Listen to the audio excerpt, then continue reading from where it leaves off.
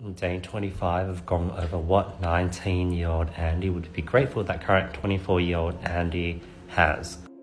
I got this comment from Joey Palmer. I could never, my personality, energy changes based off the energy of the people I'm around. Like, I'm still myself but different, you know?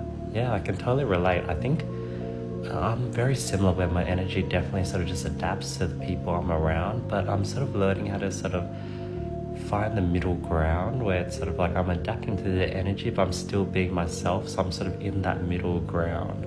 So I totally relate, and yeah, it's very hard to be yourself.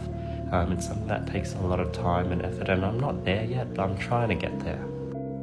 Man, yesterday I had like a big fever. I was sweating, I was vomiting, my whole body was sore, my whole body's still sort of sore right now. Had like massive headaches. Every time I ate something, I just would vomit it out shortly after. Like it was bad. And I think my body just did like a dump of exhaustion. It's just sort of like my body was at its limit, and it has accumulated all this exhaustion from the weekend, from the lack of sleep, and it just dumped it all at once the moment I sort of, had an early night, and my body just dumped all that exhaustion. I think 19-year-old Andy would probably be grateful for this sort of self-awareness I now have.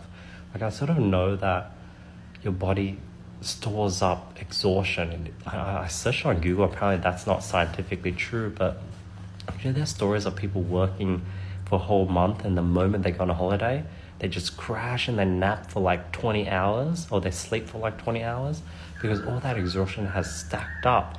Like, the body's smart. When it knows you have important work to do, it stays awake, and it doesn't, your subconscious keeps you healthy and keeps you pumped with adrenaline so that you can't get sick. In the moment your body sees that there's some downtime in your calendar in life, it just sort of lets everything go. So I think that level of self-awareness is something I didn't have when I was 19. When I was 19, I went through ups and downs, and I was clueless why I was going through ups and downs, and now I sort of have a bit more clarity, and I think that's something that 19-year-old Andy would want. He'd want sort of a bit higher level of clarity I have now. Obviously, I'm not at the peak, like there's still lots for me to learn. I'm not that self-aware yet, but I have a certain level of self-awareness where I know these little things, and I think that's something 19-year-old Andy would love to have. I'll see you tomorrow. Peace.